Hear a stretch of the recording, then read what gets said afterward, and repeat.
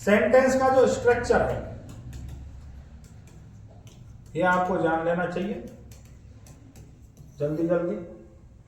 हमारे past tense है, सभी प्रकार के टेंस में हम ज्यादातर यही सेंटेंस पढ़ते हैं, इनसे हमारा काम चल जाता है। ये आपको पहले ही बता दिया था, दोबारा बता देते हैं। अफर्मेटिव, नेगेटिव और इंटरोगेटिव। एक इंटरोगेटिव नेगेटिव होता है लेकिन उसमें नो और लग जाता है, वो इससे मिलके बन जाता है। यहाँ अपन देखेंगे कि कौन सा टेंस हम लोग शामिल कर रहे हैं इसके अंतर्गत। जब हम यहां पर प्रेजेंट सिंपल की बात करते हैं, जो हमारा प्रेजेंट सिंपल टेंस है उसकी बात करते हैं, तो यहां पर सबसे पहले सब्जेक्ट आता है, उसके बाद कोई भी हेल्पिंग वर्ब। अफर्मेटिव सेंटेंस में, प्रेजेंट सिंपल टेंस में कोई भी हेल्पिंग वर्ब नहीं आती है, केवल या तो आती है वर्ब की फर्स्ट फॉर्म, जो किसके लिए आएगी, बहुवचन के लिए। मतलब इस समय क्या होगा, सब्जेक्ट भी क्या होगा, बहुवचन होगा।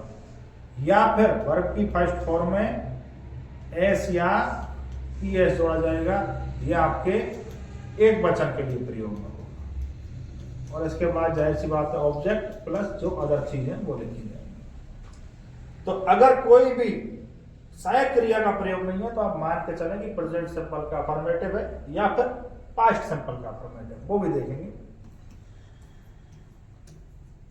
सबसे पहले सब्जेक्ट लिखेंगे। यहां पर दो सहायक क्रियाओं का प्रयोग होता है, बहुवचन के लिए डू और एक वचन के लिए डज, केवल ये। और इसके बाद में जो है वो नॉट का प्रयोग होता है। इसके बाद जो वर्ब की फर्स्ट फॉर्म है उसका प्रयोग होता है, और बाद में इसके ऑब्जेक्ट और जो भी रेस्ट बचता है वो। जो इंटरोगेटिव सेंटेंस है, जाहिर सी बात है कि सबसे पहले हो जाएगा डब्ल्यूएच वर्ड का प्रयोग। यहां डब्ल्यूएच वर्ड के साथ करेंगे कंप्लीट इंटरोगेटिव सेंटेंस। कैसे कैसे कौन से डब्ल्यूएच वर्ड का प्रयोग किस प्रकार किया जाता है। जैसे हु का प्रयोग सब्जेक्ट के रूप में होता है, हुम का ऑब्जेक्ट, हुज का पोजीशन, वाट का निर्जीव सब्जेक्ट और ऑब्जेक्ट के रूप में। तो वो सारे हम डब्ल्यूएच वर्ड की एक क्लास में देखेंगे। डब्ल्यूएच वर्ड के बाद में हेल्पिंग वर्ब का प्रयोग किया जाता है, फिर वर्ब का प्रयोग, फिर सब्जेक्ट का प्रयोग किया जाता है और फिर वर्ब का प्रयोग किया जाता है। अगर मान के चलो हेल्पिंग वर्ब नहीं है तो सीधा पहले वर्ब का प्रयोग हो जाएगा। इस प्रकार से इनका प्रयोग किया जाता है।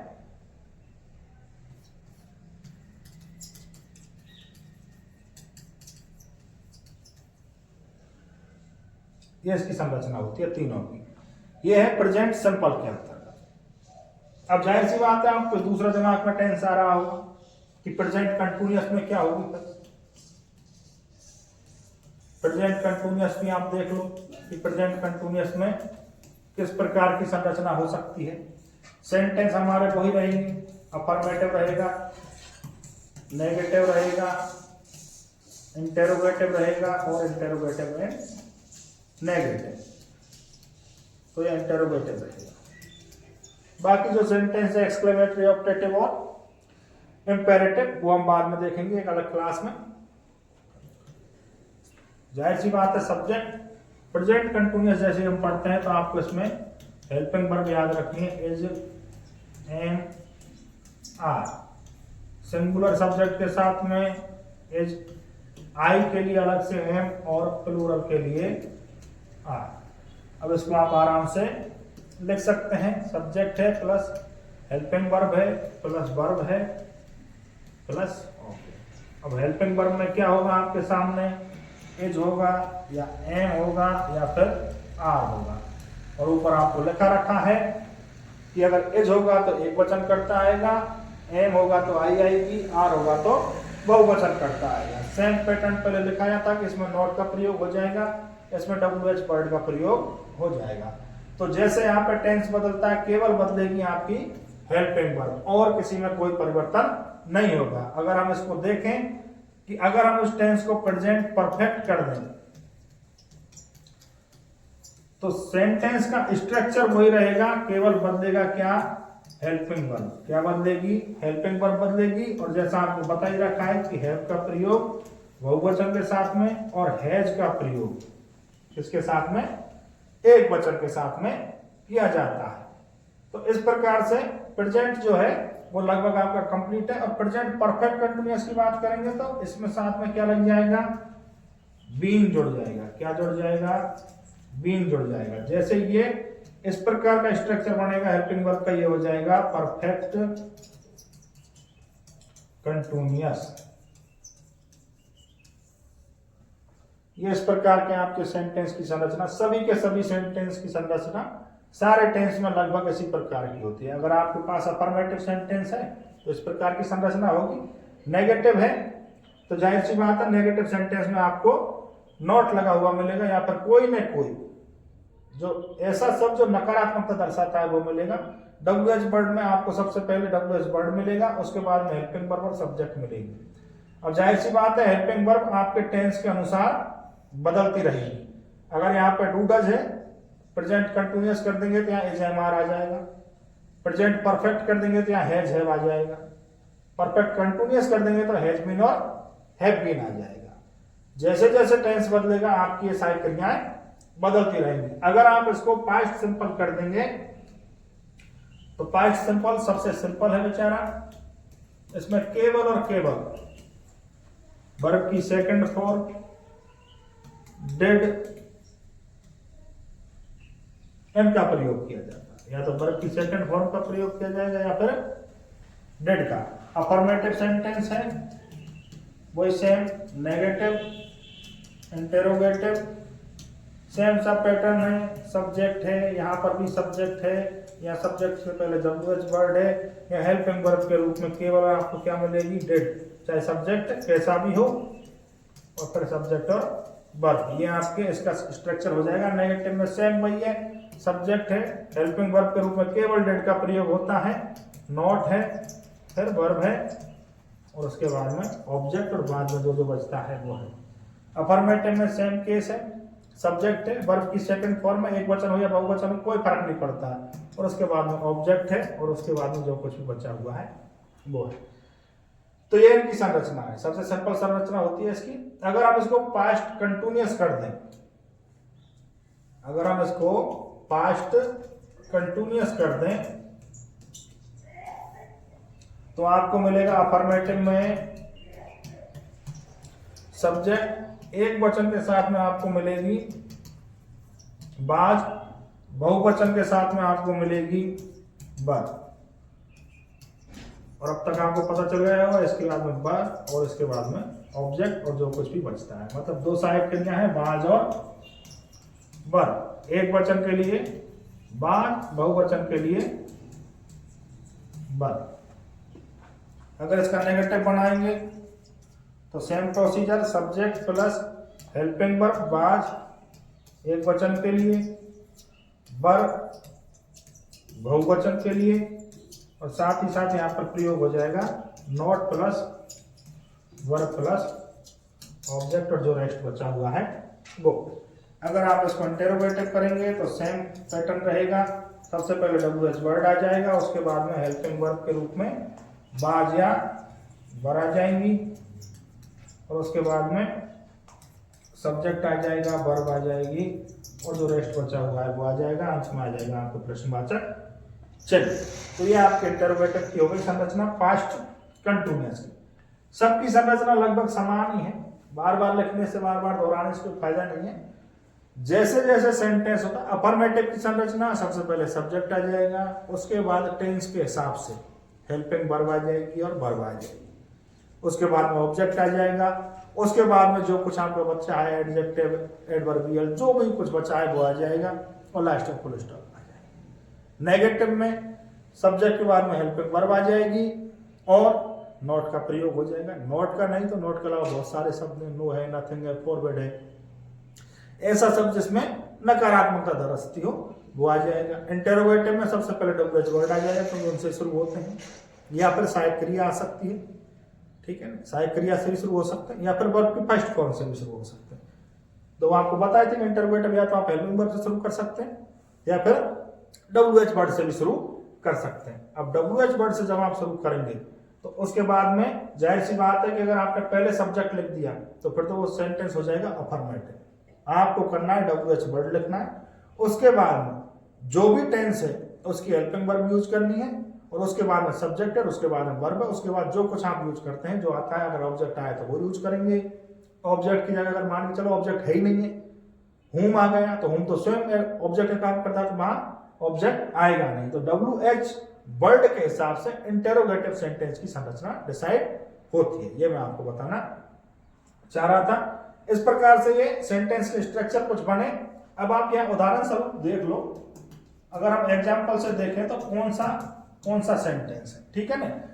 सबके सब जो सब्जेक्टिव प्रोनाउन है वो हम लिख देते हैं एक बार, उसके बाद आपको कुछ समझ में आए कि कैसे कैसे क्या होता है। आई क्योंकि एक वचन है तो अगर किसी भी टेंस की हम यहां लिख देते हैं प्रयोग करें वो हेल्पिंग वर्ब। अगर हम यहाँ पर आई के साथ में एम लिखते हैं तो जाहिर सी बात है कि प्रेजेंट कंटिन्यूअस जो टेंस होता है उसमें होता है वर्ब की फोर्थ फॉर्म का प्रयोग। जो वर्ब की फॉर्म थी वो आपको हम बता देते हैं कि वर्ब की फॉर्म का प्रयोग किस प्रकार से होता है टेंस के अंतर्गत।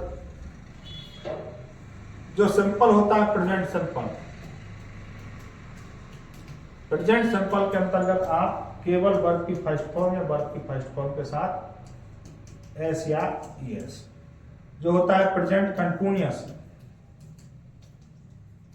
वहां आपको वर्ब की फर्स्ट फॉर्म प्लस आईएनजी, ये मेन वर्ब की बात है। हेल्पिंग वर्ब आपको पहले बता रखी है। प्रेजेंट जो परफेक्ट होता है वहां पर आपको होता है वर्ब की थर्ड फॉर्म का प्रयोग, और जो परफेक्ट कंटिन्यूअस होता है वहां पर होता है आपकी वर्ब की फर्स्ट फॉर्म प्लस आईएनजी का प्रयोग। साथ ही साथ जो कंटिन्यूअस होता है उसके अंदर होता है सिंस या फोर का प्रयोग, और इसके साथ में प्लस में ऐड रहता है सम। यह आपको याद रखना बहुत जरूरी है, पहले नहीं बताया था मैंने। अगर सिंपल है प्रेजेंट सिंपल तो वर्ब की फर्स्ट फॉर्म में ऐसे यस होगा। कंटिन्यूअस है तो वर्ब की फर्स्ट फॉर्म प्लस आईएनजी, चाहे प्रेजेंट कंटिन्यूअस हो, पास्ट कंटिन्यूअस हो या फ्यूचर कंटिन्यूअस, चाहे प्रेजेंट परफेक्ट है, पास्ट परफेक्ट है या फ्यूचर परफेक्ट है, वर्ब के रूप में केवल वर्ब की थर्ड फॉर्म। परफेक्ट कंटिन्यूअस में चाहे प्रेजेंट है, चाहे पास्ट है, चाहे फ्यूचर है, वर्ब की फर्स्ट फॉर्म प्लस आईएनजी। साथ ही साथ सिंस और फोर के साथ में आपको समय लगा हुआ मिलेगा, टाइम जुड़ा हुआ मिलेगा। बचा आपके पास्ट सिंपल, तो पास्ट सिंपल में आपके प्रयोग होती है वर्ब की सेकंड फॉर्म, पहले बता दिया गया है। इस प्रकार से प्रयोग किया जाता है। फ्यूचर सिंपल, फ्यूचर सिंपल में आपके प्रयोग होगी वर्ब की फर्स्ट फॉर्म। कंटिन्यूअस कोई सा भी टेंस हो, प्रेजेंट हो, पास्ट हो, चाहे फ्यूचर हो, वर्ब की फर्स्ट फॉर्म प्लस आईएनजी, मतलब वर्ब की फोर्थ फॉर्म। परफेक्ट कोई सा भी हो, प्रेजेंट हो, पास्ट हो, फ्यूचर हो, वर्ब की थर्ड फॉर्म। परफेक्ट कंटिन्यूअस कोई सा भी हो, वर्ब की फर्स्ट फॉर्म प्लस आईएनजी।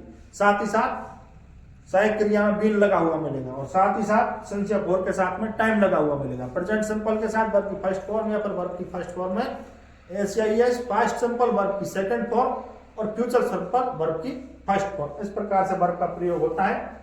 अगर हम यहाँ पर एम का प्रयोग करें सहायक क्रिया के रूप में तो जाहिर सी बात है कंटिन्यूअस बन जाता है प्रेजेंट का, तो इसमें आएगा वर्ब की फर्स्ट फॉर्म,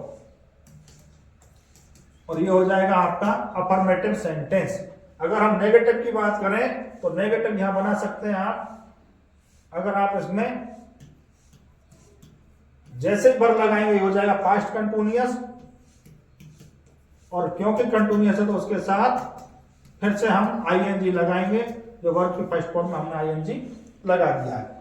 ये एक वचन है, ये बहुवचन है। एक सॉरी आई के साथ तो प्रयोग होता है, ये बहुवचन है तो यहां पर किसकी सहायक क्रिया आई है, बहुवचन वाली सहायक क्रिया आई है।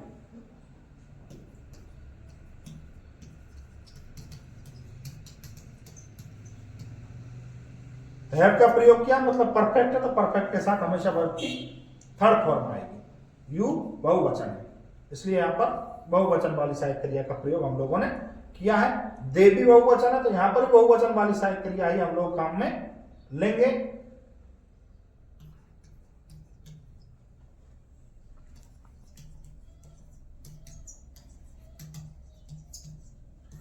तीसरी फॉर्म में इसका मतलब क्या है, परफेक्ट है, और हैव है इसका मतलब क्या है कि बहुवचन है। ही एक वचन है, सिंगुलर है, इसका मतलब इसके साथ में क्या आएगी, केवल एक वचन वाली सहायक क्रिया का प्रयोग हम इसके अंदर करेंगे। अगर हम इसको नेगेटिव बनाएं और लिखते हैं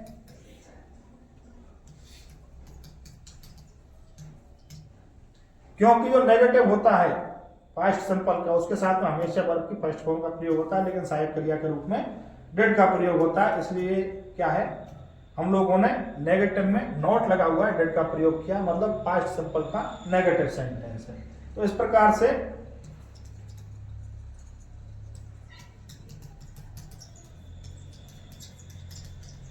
से आप सेंटेंस के जरिए इनको समझ सकते हैं।